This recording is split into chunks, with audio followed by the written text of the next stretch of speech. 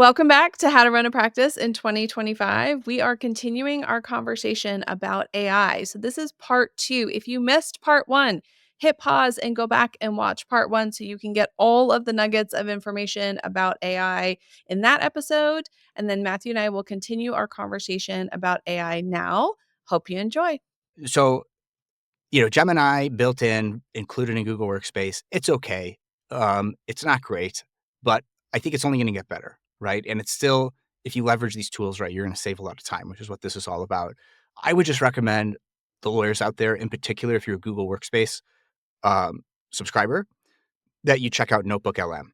And, you could just Google it, obviously, or, Perplexity it, but it's just notebooklm.google.com. That's the URL. And it has become like my favorite AI tool for exactly what you're talking about, Lauren, like uploading everything that's in your knowledge base and being able to query against it. There's no way for you to like let in your clients into that knowledge base to query against it. Some legal like practice management software tools are doing this, right? So I know Clio Duo is Clio's version of this. My Case and AffiniPay have something called My Case IQ and AffiniPay IQ. And I think they're like, I know less about that, but I think they're also going to be letting you do some stuff like that.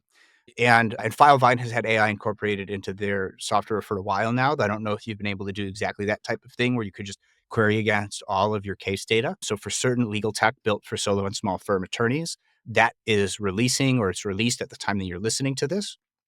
But if you don't use those tools, Notebook LM is a phenomenal other source. And what also is really important is for lawyers is that at least when I originally signed in and started using it, and I screenshotted this, and maybe in the show notes, I'll have links to that. It says we do not train our large language models on anything you put into Notebook LM. Like everything in here is secure and private just for you. And like that is huge for law firms.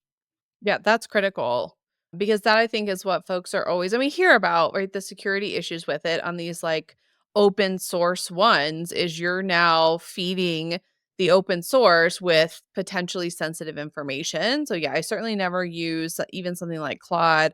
I don't put client name, it's nothing specific to them. It's more generic language work, but it is really powerful. And I can see when you have decades worth of pleadings to be able to go in and say, I remember writing this really specific issue 5 years ago. Wouldn't it be so nice if you could prompt your sort of local AI knowledge base to say, give me the documents on that? And then it pops up like, how much time can you imagine saving doing that? Yeah, I mean, so much time. I'll reference an earlier part in my legal career when I just came over to the insurance defense firm that I worked at for 5 years. I got a nail salon case. And I was like, a nail salon case? Like, there's going to be a lot of unique things about this. And I have only been an insurance defense attorney for a few months. And I asked the partner who gave it to me, they're like, yeah, I'm pretty sure somebody in the firm once worked on a nail salon case. How about you call around and find out like who worked on it and if they could tell you what the file number was? And so finally I found the partner at the firm. It was like my fifth call who worked on it. And, lawyers are pretty smart and we tend to have pretty good memories. He was like, yeah, I did work on a nail salon case actually, now that you mention it. Let me find the file. Let me think about what the file number might be on that and I'll let you know. And, still pretty impressively, like later that day, he let me know the file number and I was able to go in there, find the interrogatories, find the production requests that were all very relevant and already drafted to the nail salon thing, right? But I got lucky that I got that done in a day. Now what you could do, and I think yeah, I don't actually know that this is what's happening because Harvey AI is only for the big law firms, but I suspect that that is part of what it's doing, right? It's like it's like turning that into, a search of like all your law firm data into a searchable database. And it's unstructured data because there's structured data and then there's unstructured data. And Gen AI does a really good job at understanding unstructured data, which is language, you know? So, so now I might be able to type in like nail salon, like into have a M4 Pro Mac Mini, and I know using the new advanced Siri search, it will be able to probably find something like that just in the normal file system on Mac OS, like right now. But for sure, for sure, Google Notebook LM will definitely be able to find that using natural query. So in the same way that I asked that partner, hey, do we ever have a nail salon case before? Like, do we have any information on that? Could you like send me over the discovery? And I could say that into Notebook LM, and if it's in that corpus of data, 100% it's going to find it. The problem is with Notebook LM is you could only have 50 sources in each notebook at this time. And there's, I think, a limitation. It's a high limitation, but something like 200 notebooks or something, right? I suspect that, and I know for a fact that at the enterprise level, like some of those limitations go away. So you are going to have to pay a little bit more, but for what you'd have to pay like a human to like actually like categorize all that and like actually go and search and find it, like it's probably going to be worth it if you're relying on all a bunch of, a decade plus of data in your firm. On the other side, like if you're able to train on it and then leverage it as like a retrieval augmented generation type style for drafting, you could just tell the AI, "Hey, I know somewhere in my corpus of data, I have this thing, draft up some interrogatories related to this thing for me based on, whatever you're able to find that's related in my corpus of data." So if you need to search for it, you can just tell it to generate something based on what it's been trained on and what it has access to at the same time. So yeah, I mean, it's an amazing world we live in. Another one I'll just throw out there, but I've not used it, is Notion. I understand that Notion is another great place you could have a knowledge base, and they've integrated AI features where you could query against your knowledge base. I know some people are using it as like a second brain, and it doesn't have like the same limitation on the notebooks that Notebook LM does. But Notebook LM, I've just found to be incredibly powerful, and I haven't heard some of the same things coming out of Notion. Yeah, I love Notion. I don't again, I see the little thing pop up about AI and I'm like, "I'm good." But I was one of those tools I thought, I don't need this. Like, what am I going to use this for? And then I think I did a course and somebody provided some of their content using a Notion template. So I like, all right, let me set up an account so I can access this. And now I love it. But I haven't used it in that sort of way as like a brain trust of information yet. But it is these AI things are now everywhere and they're becoming more and more common. So my question to you, because you have such a great finger on the pulse of it, but it can also be really overwhelming, is how do you analyze, is this something I should look into? Because every day there's 10 new things and they all look super cool and they all are shiny. But how do we as law firm owners say, maybe I should do the enterprise version of Notebook LM, or maybe I should look at some of these legal specific AI tools? Like, how do we know they're going to work for us? Yeah, I mean, we talked about it in the how we're learning new things and how we're evaluating our tech a little bit. In one of those episodes, or both of them, that I do a lot of demos. Like I demo tech. Like, oh, I learned about something from Nikki Black's newsletter, which we were featured in, which was pretty cool. This series was featured in it, or like Bob Ambrosi's Law Next, right? Or like some other legal tech journalist or some legal tech source. Artificial Lawyers, another one that I like a lot.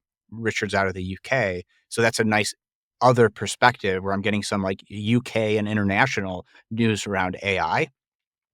And then I just go on their website and I sign up for a demo. And I was actually like maybe the first lawyer in the US to have access to Leia, Leya, which was the UK's version of Harvey. And I think they're still trying to do what Harvey's doing, but they're pivoting a little bit. And so I got access to a tool that like no other US lawyer had access to. And they just gave it to me for free so that I could play around with it and give them some feedback. Right. So like I am always, and at the time of recording, that was like over a year ago. So the moment I discover a new tool, I immediately find the website and I immediately reach out and sign up for a demo, right? Another way I'm finding out about these tools is I'm on a lot of these consulting platforms. So like Tegas, GLG, GuidePoint, Alpha Sites. Like I'm a legal tech and legal AI like expert on these platforms.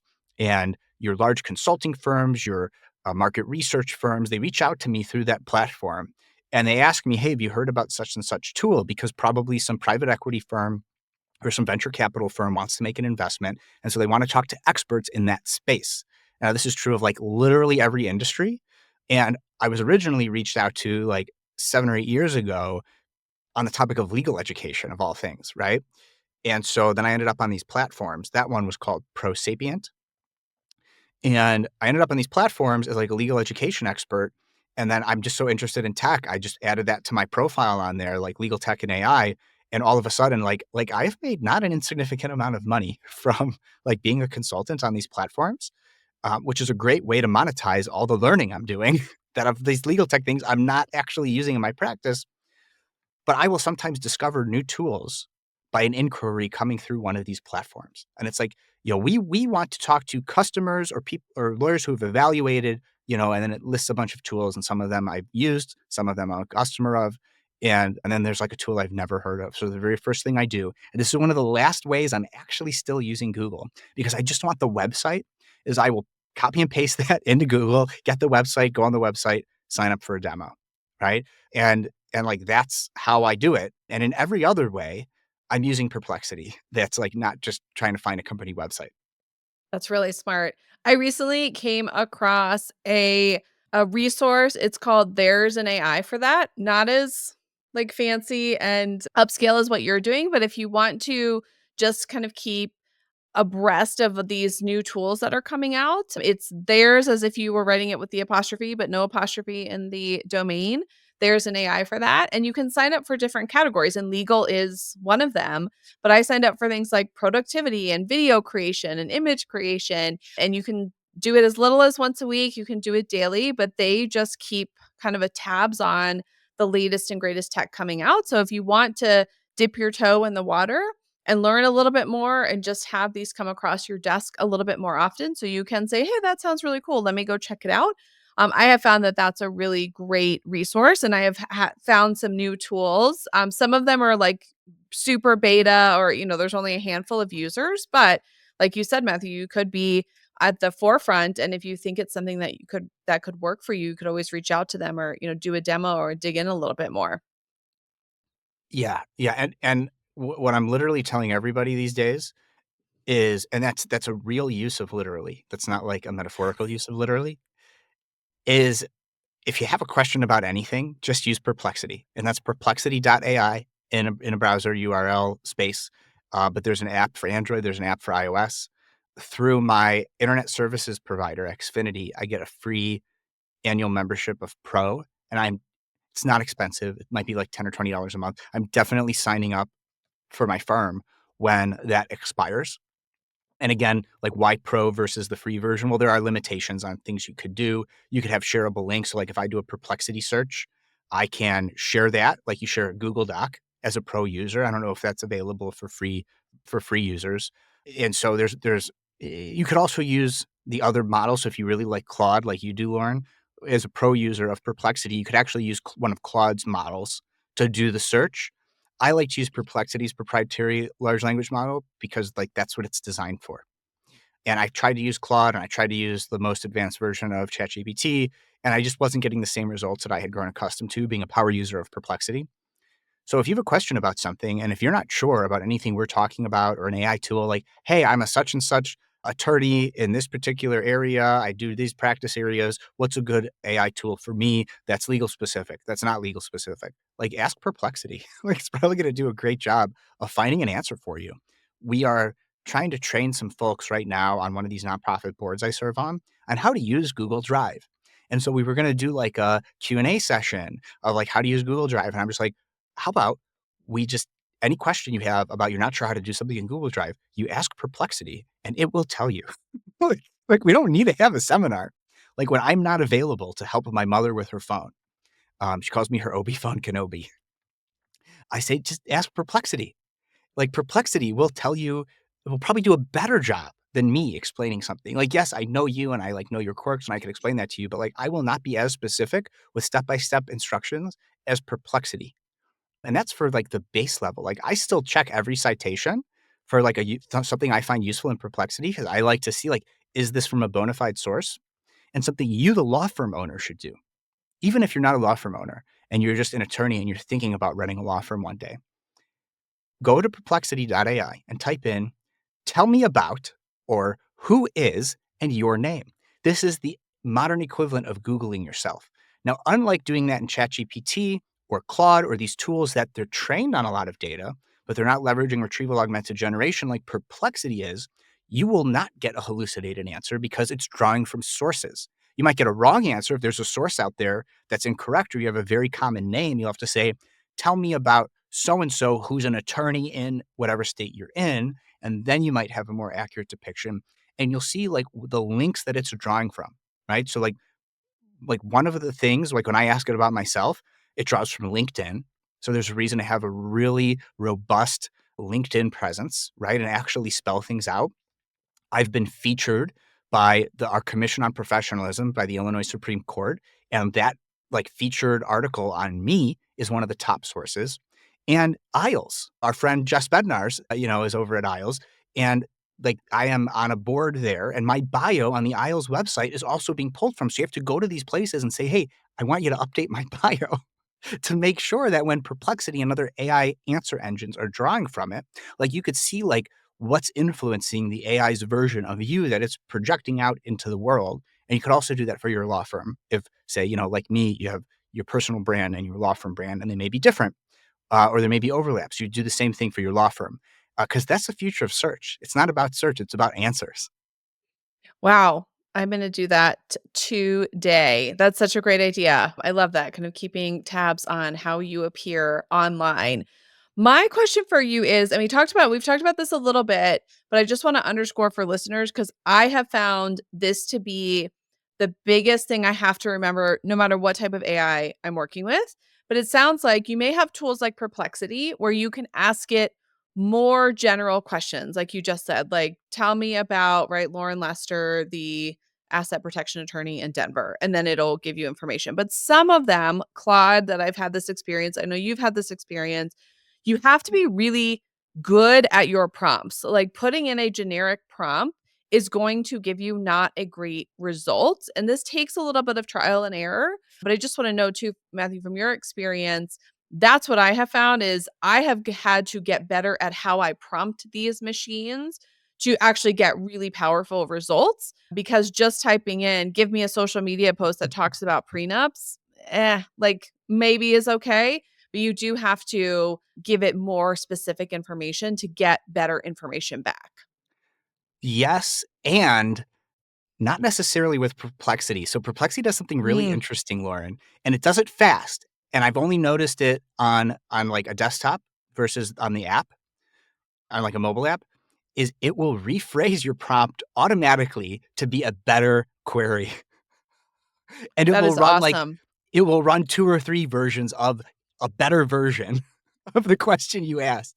Now, don't get me wrong, like, the higher quality question or prompt that you put into it, it's gonna be able to do a better job of rephrasing that in a more accurate way for the kinda question you're actually asking. But it's almost kinda scary to be like, "Oh, yeah, like, that was a much better way to ask that question than the way that I asked it." Like, you're calling me out, Perplexity. But I think what a great tool if you know that and you're not quite sure, like, am I doing a good job? How do I get better? Maybe start there and start to see how does it rephrase it and what types of answers are you getting? And if you're like, wow, I really like answer number 3 better, how did it ask the question?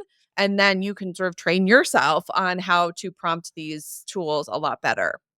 Yeah, and something that I might do if I'm using like a Claude like you're using, Lauren, is I might say to Claude, "Do you know what Perplexity.ai is?" And it will say, "Yes." And then you say, "Tell me about it." And it'll say, "Perplexity.ai is a answer engine that leverages blah, blah, blah," right? It'll say all the thing.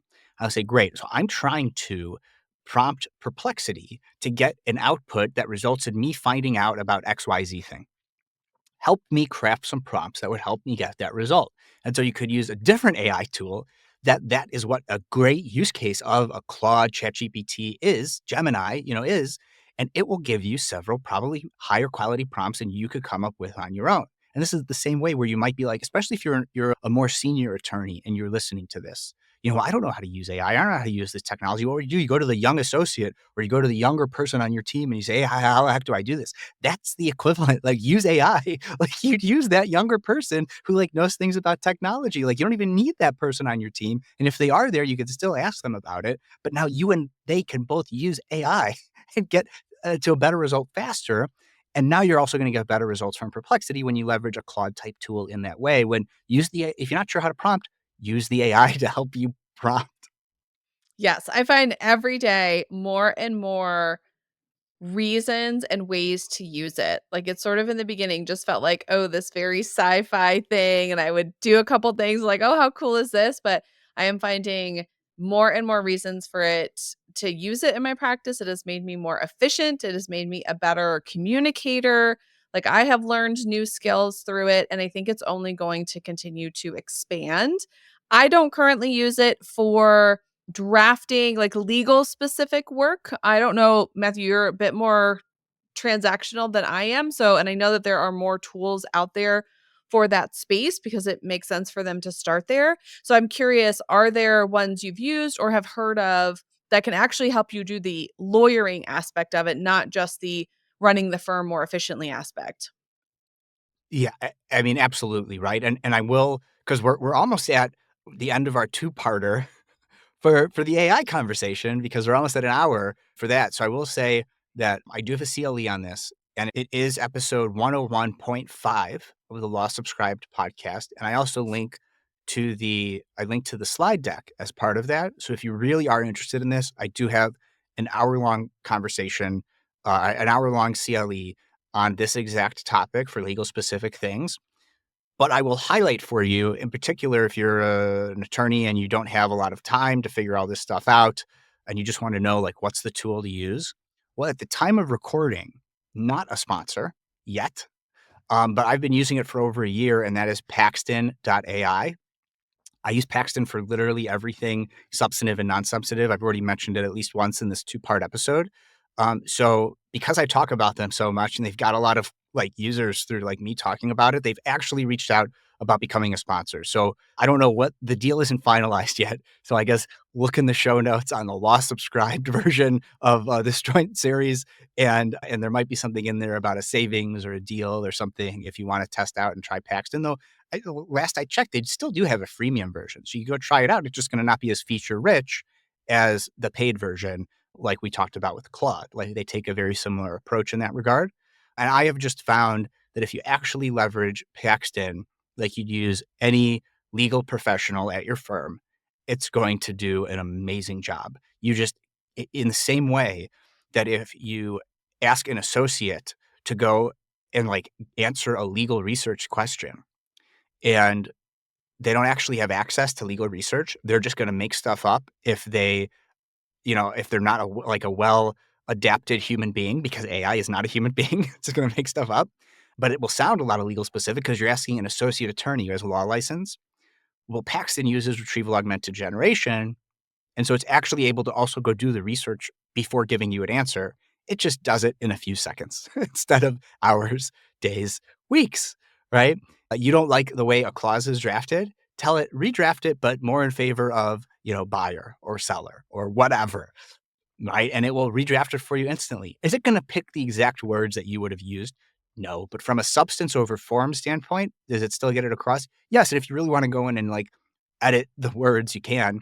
I do find, because Paxton has something that at least none of the other tools have yet, is a proprietary legal large language model. So when I said it's like having an associate, it's because it actually has its own large language model that's trained on legal specific stuff. And while they do leverage the other models, they have their own specific model. So whereas like some of these other tools like Lexis and Westlaw, they're wrapping themselves around ChatGPT, Claude, other tools, but they're not actually leveraging, at least at the time of recording, legal specific large language models, which is why their results are far worse on the Stanford standardization test for these types of tools. That's why Paxton was over 96% and the other tools were at like 40 and 60% accurate, right? Because they're just asking a really smart person with a master's in English to do the thing rather than an actual licensed attorney to do the thing. And while they're both leveraging retrieval augmented generation, that's why Paxton just does a much better job, right? And I'm saying all this before I'm a paid, sponsor of Paxton too. And I think that's important. And I've always, even with my other sponsors, I've always said, there's other competitors out there. It's like ice cream, to a certain extent. Yes, you might have some secret ingredients that makes your ice cream actually better, but sometimes you just got to pick a different flavor, and you might not be a chocolate person, you might be a vanilla person or whatever. I'm more of like a toffee Heath bar type ice cream cone person when we go to the ice cream shop, and so I like something with a little bit more flavor. So yeah, Paxton all the way is the long-winded, shorter version of the talk I could give about legal specific AI, with special mention to GCAI and to LawDroid. I love it. I think what I am taking most out of this conversation is It is everywhere all the time, and if you stick your head in the sand, that's just a dumb business move. Like, don't be dumb. If you take nothing else from our series, don't be dumb in running your law firm. You've got to embrace it in some way. Be intentional about how you incorporate it into your practice. Learn how to use it so you can get the most benefit out of it. But as you can probably see in so many parts of our conversation, you're using these tools is going to make you better at your job. It's going to make you a better attorney. And if you are, like we started the conversation, billing by the hour or tying your value to the time that you're spending, these tools are going to cost you money. You are not going to make as much money. And so I think that's a really great way to wrap up our discussion on tech in general in this, what was probably now a 6-part series, but hey, that's how it goes, and start to focus on the finances of a business, including making money and how do we do that. And this is where value-based pricing with subscriptions, with flat fees, you can really see the benefit. And I think the profession has to go this way because these tools, in addition to the market, is going to push us that way because we're not going to be able to bill 10 hours to draft a pleading anymore when Paxton can do it in 4 seconds. So I think this is a really great place to launch us into finances and pricing and all of that and how you actually make money with the foundation that these tools are out there. Love it. Very excited. I could talk. I could almost just have a podcast exclusively dedicated to the business model of law, Lauren. So I'm very excited for the next few episodes here. This was great. Until next time, everybody, this has been How to Run a Law Firm in 2025 with Lauren Lester and Matthew Kurbis.